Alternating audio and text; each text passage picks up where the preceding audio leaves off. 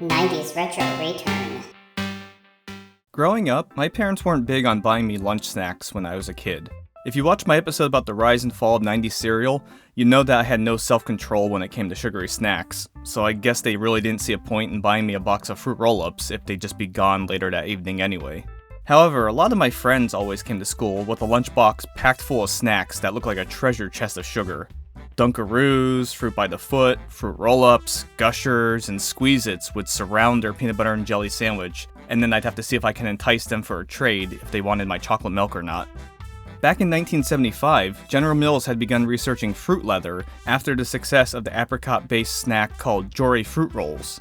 Originally marketed as Fruit Corner fruit roll-ups in the 80s, fruit roll-ups were advertised to parents claiming they could feed their children fun processed foods that were based on real fruit. What they didn't advertise was the fact that the fruit was pear juice concentrate, which was used as one of the 5 sugars. Because of this, in 2011, the Center for Science in the Public Interest sued General Mills over the misleading health claims. But regardless of how healthy they were, many 90s kids love fruit roll-ups because of their fun cutout shapes and tongue tattoos, so I don't think anyone in my school was chomping down on a fruit roll-up thinking we were being health nuts. In 1985, General Mills was testing out a fruit-flavored kid drink in a squeezable plastic bottle. In the UK, they were known as Twist and Squeeze, but in the US, they were called Squeezits. By the early 90s, they formed faces into the plastic bottles and gave each one a unique name and flavor, like Chucklin' Cherry, Grumpy Grape, Silly Billy Strawberry, Rockin' Red Puncher, and Mean Green Puncher. They were discontinued in 2001, but tried to make comebacks in 2006, 2011, and 2012, but to varying degrees of success. By the time I was in 2nd grade in 1990, Dunkaroos from General Mills had debuted, which were bite-sized cookies that came with a serving of frosting. You could dunk the cookies into the frosting and control just how much cookie to frosting ratio you got in each bite.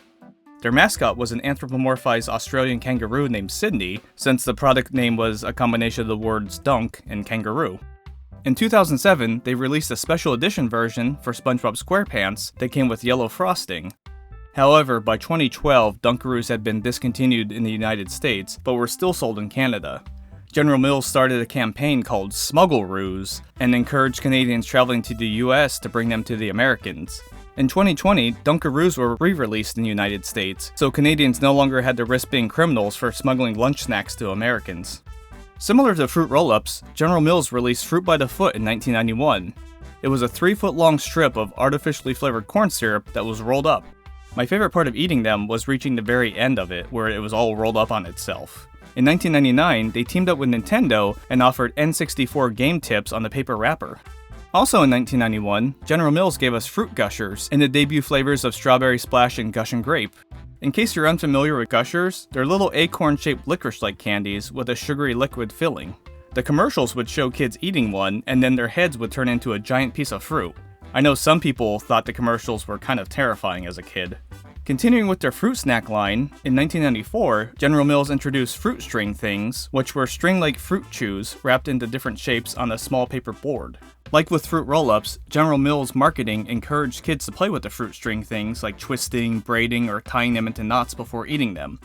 They were phased out in 2002 because marketing trends at the time had been changing, and at the time of making this video, there hasn't been a big enough demand to bring them back. In 1996, the makers of Clearly Canadian claimed that they had made a scientific marvel when they invented Orbitz. It was a clear fruit-flavored drink with floating edible fruit-flavored jelly beads in it. The beads would float in the liquid because Gelen gum was added, and because they were almost the same density as the sugary water. Orbitz was targeted towards a younger, novelty-seeking consumer, but since it cost as much as 50% more than other drinks on the market, the novelty quickly wore off and it was discontinued by 1999. However, if you still have an unopened bottle laying around, they're sold for about $50 on online auctions, so you may be able to make some money off your dusty Orbitz. What 90s snacks were your favorites to have packed in your lunchbox? Comment below and let me know, and subscribe to the channel if you want to see more videos where I return to more 90s retro pop culture.